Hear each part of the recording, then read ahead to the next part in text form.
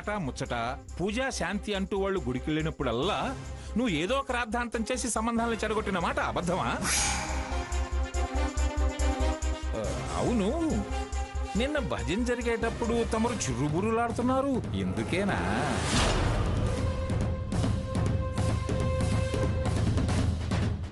ఎవరో సూచాయిగా విషయం నీ చెవిని వేసుంటారు, అందుకే బయటికెళ్ళాలి అని ఒకటే రాద్ధాంతం చేశావు. తెలిసి తెలియకుండా అర్థం లేని మాటలు మాట్లాడకండి. నిన్న నేను వేరే పని మీద బయటికెళ్లాల్సింది ఉంది.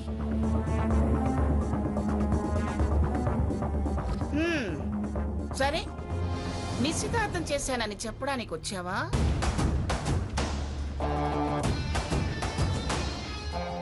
లేక నాతో చేసిన ఛాలెంజ్ ఈ నిశ్చితార్థంతో సగం గెలిచానని దెప్పడానికి వచ్చావా? ఏదో ఆ రోజు ఆవేశంలో అన్నాను కానీ మిమ్మల్ని మేం గెలవడం ఏంటి పిన్ని గారు? మంగా, నువ్విప్పుడు నిశ్చితార్థం చేశారే అన్న అసంతృప్తితో ఉన్నావా? ఏదోలే ఎలాగో నిశ్చితార్థం చేసుకున్నారు అని సంతోషపడుతున్నావా? మీరిలాంటి పుల్ల విరుపు మాటలు మాట్లాడటం మానుకుంటే నేను ఆనందపడతాను. సరే, అది అడిగినట్టు అబ్బాయి ఎవరు, ఏం చేస్తుంటాడు? నువ్వే ఇందాక అన్నావు కదా, అదేదో దాన్ని పళ్ళు తొంతుంటాడని. స్వర్ణని వివరాలెందుకే అని దాన్ని అడిగి మళ్ళీ నువ్వు అడుగుతావే? చిన్నా చిత్తగా సంబంధం అని తెలిస్తే దెప్పుదామనా? గొప్ప సంబంధం అయితే చేసుకునేవాడు సన్యాసి వెధవై ఉంటాడు అని వెక్కిరిద్దామనే. నేను మిమ్మల్ని మాట్లాడద్దని ఎన్నిసార్లు చెప్పాను? వాళ్ళ విషయంలో డీటెయిల్స్ అనవసరం అని నేను ఎన్నిసార్లు చెప్పాను నీకు? నేనేం ఎంక్వైరీకి వెళ్ళలేదు, వాళ్ళు వచ్చారు కాబట్టి అడుగుతున్నాను. చెప్పింది విని ఊరుకుంటే మనశ్శాంతిగా ఉంటుంది. చచ్చా, మీకన్నా శత్రువులేనే. పిన్ని గారు, పొరపాటే జరిగిపోయింది. అందుకే మీకు విషయం చెప్పి క్షమించమని అడిగేదాకా మా మనసుకు తృప్తి అనిపించలేదు. పెద్దవారు, మీరు ఓ మాటన్నా మేం పట్టించుకోం.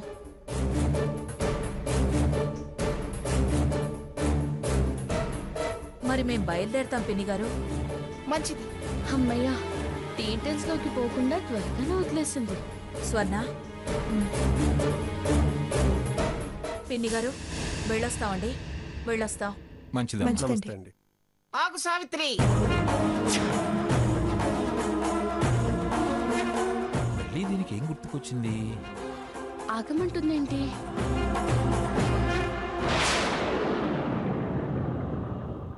నిశ్చితార్థం చేశానన్నావు, బాగానే ఉంది. మరి పెళ్ళి ఎప్పుడు అనుకుంటున్నారు?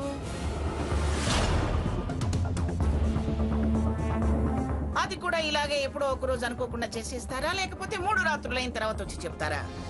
అయ్యో, ఏదో ఒక్కసారి పొరపాటు చేశాం, ప్రతిసారి అలా ఎలా చేస్తాం పిన్ని గారు? ఇంకా పెళ్లి ముహూర్తాలు పెట్టుకోలేదు. అసలు ముహూర్తాలప్పుడే మీకు కబురు చేస్తాం. లేదా ముహూర్తం పంతులు గారు నిర్ణయించి చెప్పగానే ముందు ఆ శుభవార్త మీకు చెప్పి అమ్మాయికి మీ ఆశీర్వచనాలు అందాకే పెళ్లి పనులు మొదలు పెడతాం. ఆహా, ఏం సావిత్రి, ఇలా నన్ను మునగ చెట్టెక్కించి వీల్ చైర్ నుంచి మంచం మీదకి ఎక్కిద్దాం అనుకుంటున్నావా? ఇదే నయం, అదైతే మోయలేక మేం చచ్చేవాళ్ళం.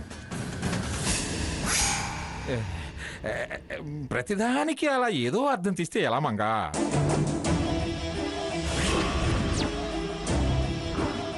ముందు నీకే చెబుతామన్నారు కదా, ఆ మర్యాద కాపాడుకో. మీరు వెళ్ళండి అమ్మా. వస్తాం పిన్ని గారు, వెళ్ళొస్తామండి. స్వర్ణ, అబ్బాయి ఎవరమ్మా అని మరీ అంత అమాయకంగా అడిగావు కదా, నిజంగా నీకు తెలీదా? దీనికి అన్నీ తెలుసు గ్రాని, మన ముందు నాటకాలు. అవును, తెలుసు, అన్నీ తెలుసు.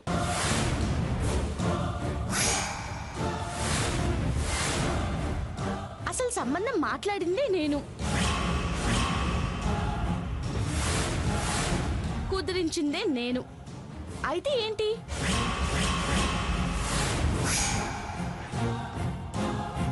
నాకు తెలుసు అంటున్నా. ఎస్ ఎస్ తెలుసు.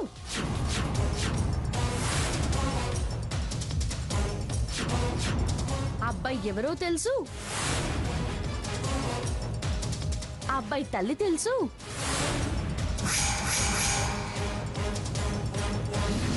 అతని ఉద్యోగము తెలుసు,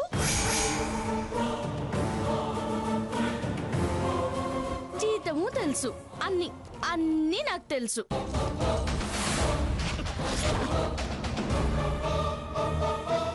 ఏమిటే ఏమిటే నువ్వు అనేది? లేకపోతే ఏంటి? నన్ను పట్టుకుని నాటకాలు అంటున్నాడు.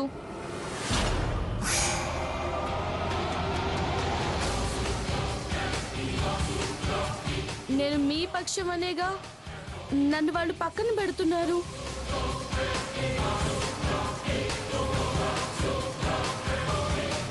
నేను నాకెందుకు, నాకు నా సంసారం ముఖ్యమని అనుకుంటే ఇలా అంటే ఎలా? నాకు తెలిస్తే కనీసం మీకన్నా చెప్పనా అమ్మమ్మ? తనలాగే అందరూ అలాగే మాట్లాడతారని అనుకుంటాడు.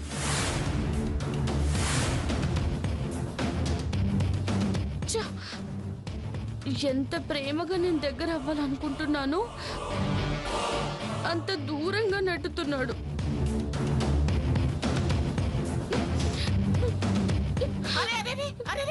మెల్లగానే అసలే ఒట్టి మనిషి కాదు. ఎందుకు రసాకేదాన్ని అలా అంటావు?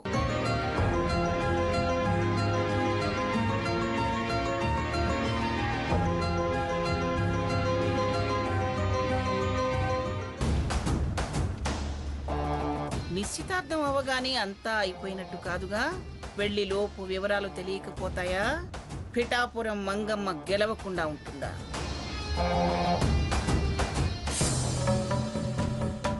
నాకు తెలియగడుగుతాను, వాళ్ళ అమ్మాయికి వాళ్ళు నిశ్చితార్థం చేసుకుంటే అత్తయ్య గారికి ఎందుకండి అంత కోపం? ఆ సావిత్రక్కయ్య తను చేసిన శపథం ఎక్కడ నెరవేర్చుకుంటుందో అని. ఈవిడ రెచ్చగొడితేనేగా వదిన గారు శపథం చేసింది. శపథం చేసినా చేయకపోయినా వాళ్ళ అమ్మాయి పెళ్లి వాళ్ళు చేసుకోరా? ప్రతి దాంట్లోనూ అత్తయ్య గారు నెగ్గాలంటే ఎలాగండి? అన్నీ తెలిసి అమ్మ గురించి ఎందుకే అలా మాట్లాడతావు?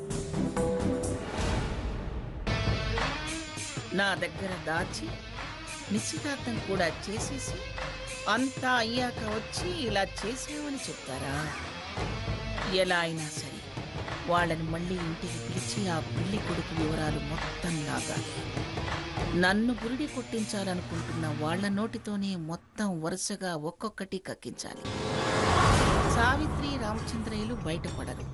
వాళ్లతో పాటే సీతను కూడా ఇక్కడికి రప్పించి దాన్ని కాస్త గిల్లితే పౌరుషానికి పోయి లొడలొడ అన్నీ కక్కేస్తుంది.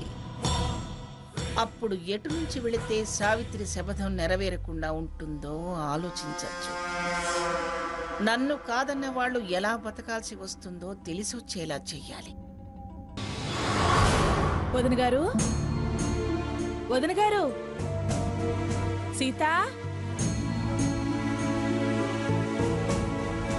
నమస్కారం అత్తయ్య గారు, కూర్చోండి. మంచినీళ్ళు ఏమైనా తాగుతారా? ఏమీ వద్దు గాని కొత్తగా ఈ నమస్కారం ఏంటి సీత? పాత వరుసల్లో కొత్త విషయాలు తెలిసాయి కదా. పాత విషయాలు నీకు పూర్తిగా తెలియక అలా అంటున్నావు. అయినా ఈ ముక్తసరి మాటలు మోసం చేశావన్న భావన ఇంకెంతకాలంలే. మూడు ముళ్ళు పడితే అన్ని చిక్కుముళ్ళని అవే తొలగిస్తాయి. అసలు చిక్కనేదే పడకుండా ఉండాల్సింది అత్తయ్య గారు. ఏ చిక్కైనా కాస్త ఓపిక పడితే విడదీయగలం. సాఫీగా సవ్యంగా మళ్లీ దారం చుట్టుకోగలం. అవును, అమ్మా నాన్న ఇంట్లో లేరా? అమ్మ పిన్ని కలిసి నిన్నటి విషయం చెప్పడానికి మంగమ్మ గారింటికి వెళ్లారు. నాన్న పని మీద బయటికి వెళ్లారు. అదిగో వచ్చేసారు. వదిన గారు, మీరెంతసేపు అయింది వచ్చి? ఇప్పుడే వచ్చానండి, కూర్చోండి. సీత, అదేంటే అత్తయ్య గారు వస్తే నువ్వు వెళ్ళిపోతున్నావు? వెళ్ళనివ్వండి, లోపలేమైనా పనుందేమో. అవును, రాధాకృష్ణేడే? లేడు. నిన్నటి నుంచి ఆయనలో లేడు. పిచ్చి చూపులు చూస్తూ పిచ్చి తిరుగుళ్ళు తిరుగుతున్నాడు. ఏదైనా పని మీద వచ్చారా వదిన గారు? మీకో ముఖ్యమైన విషయం చెప్పి వెళదామని వచ్చాను. ఏంటి వదిన గారు? నిశ్చితార్థం వరకు మీరు అడగలేదు, నేను చెప్పలేదు. ఆ చర్చ అసలు మన మధ్య రాలేదు. పెళ్లికి ముందైనా ఆ ప్రస్తావన వస్తుంది. మీరప్పుడు ఆ ఆలోచనలో పడకుండా నేనే అన్ని విషయాలు మీతో వివరంగా చెప్పిపోదామని వచ్చాను. దేని గురించి మీరనేది? మా వారి గురించి. అబ్బాయి తండ్రి ఎవరు, ఏ పేరును శుభలేఖలు వేయించాలి అనే విషయం తప్పకుండా చర్చకు వస్తుంది కదండి. నిజమే, మేమింతవరకు ఆ విషయం అడగనే లేదు. ఎప్పుడు నన్ను పెళ్లి చేసి అత్తవారింటికి పంపాలన్న ఆలోచనే కాని అవతలి వాళ్ళ పుట్టు పూర్వోత్తరాల గురించి నీకు ధ్యాస ఎక్కడుంది? చూడండి, మాది అన్ని విధాలా గౌరవమైన కుటుంబమే. మా మధ్య స్పర్ధలు లేకపోయినా కొందరి కారణం వల్ల మేం ఒకరికి ఒకరం దూరంగా ఉండాల్సి వచ్చింది. వాడికి తండ్రి ఎవరిని అడిగే ఆలోచన రానివ్వకుండా ఇద్దరి ప్రేమ నేనే అందించి పెంచాను. ఓహో, అసలు సంగతి అదా? తండ్రి అజమాయిషీ లేని పెంపకమా? ఎందుకంటే నేనింకా రఘురాం పెళ్లి విషయం వారికి చెప్పలేదు. ఒక మాట వారికి కూడా చెప్పాక మీతో అన్ని వివరాలు చెప్తాను. అలా అని అసలు వారి పరిచయమే లేకుండా పెళ్లి జరిపిస్తానని అనుకోకండి. శుభలేఖల అచ్చుకు ముందే అన్ని వివరాలు మీకు తెలియజేస్తాను. కన్యాదానం అందుకోవడానికి వారు తప్పకుండా వస్తారు. నేనుగా వివరం చెప్పేదాకా పెద్ద మనసుతో నన్ను అపార్థం చేసుకోకుండా ఉండండి. జేంటివిడా కొత్త కథేదో మొదలుపెట్టింది. ఇది మళ్ళీ నా జీవితాన్ని ఏ మలుపు తిప్పుతుందో. మీకు మీరుగా వచ్చి ఇప్పుడిలా చెప్పడం వల్ల మీ మీద గౌరవ మర్యాదలు పెరిగాయే కానీ తగ్గలేదు. మేమేం అపార్థం చేసుకోం, తొందరపడి ఏ వివరాలు అడగం. మీరు మా గురించి ఏమి ఆలోచించకండి. నా మీదుంచిన నమ్మకానికి చాలా థ్యాంక్స్ అండి. నా నమ్మకం మీకెవరికీ అవసరం లేదు. జీవితం నాది, నిర్ణయాలు మీవి. మరి నేను వస్తానండి వదిన గారు. మంచిది వదిన గారు. సీతా, సీతా, వదిన గారు వెళ్తున్నారమ్మా. ఆ వస్తున్నాను.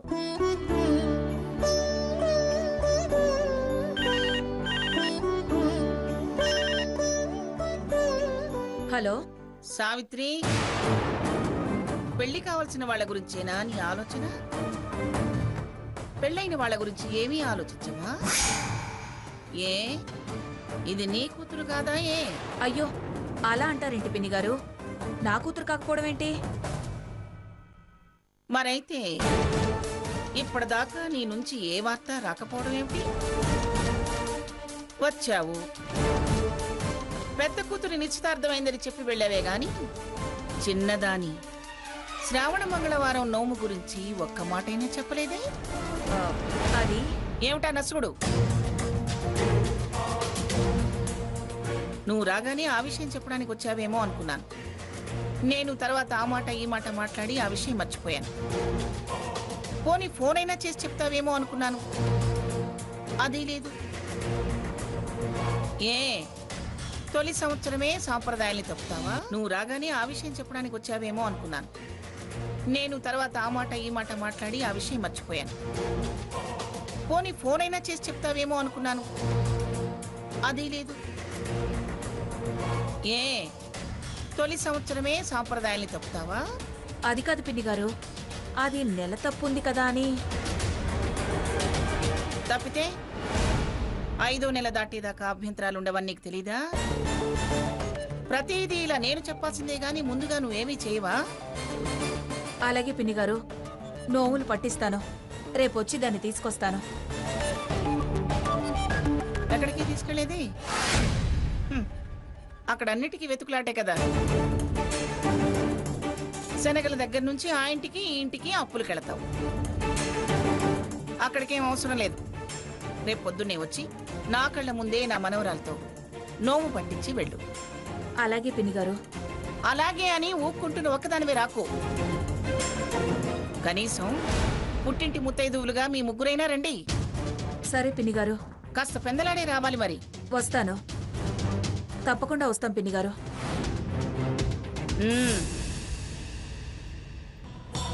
సీత, రేపొస్తావుగా?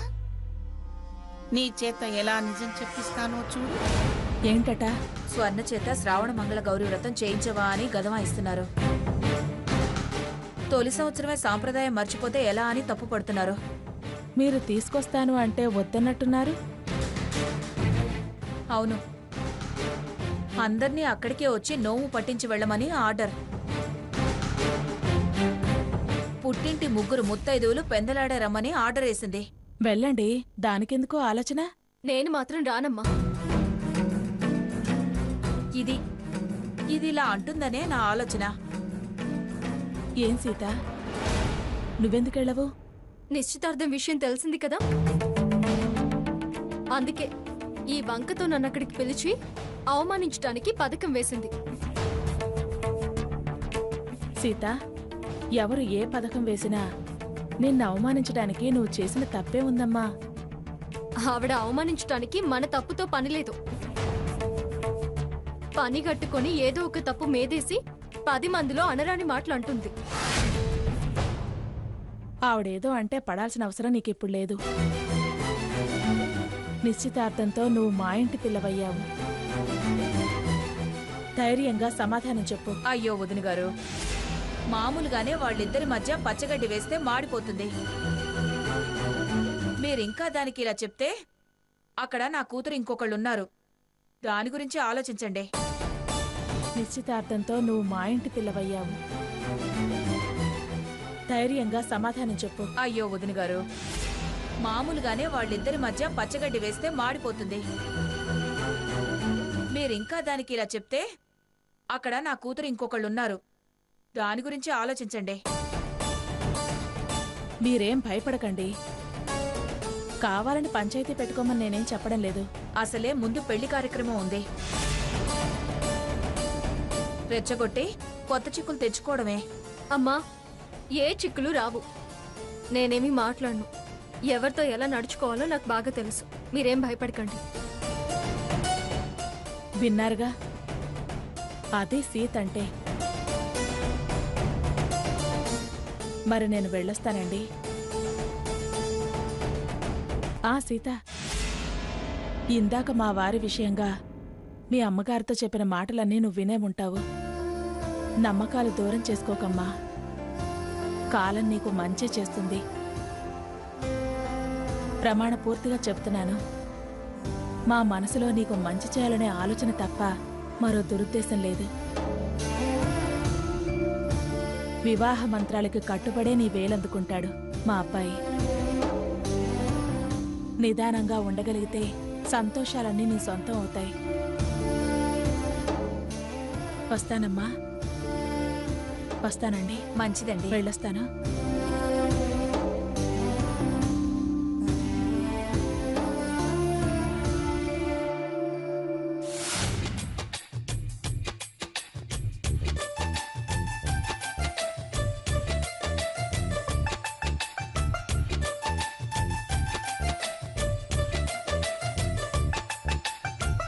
ఆహా, చాలా రుచిగా ఉంది. దొంగ తిండ్లు రుచిగానే ఉంటాయి.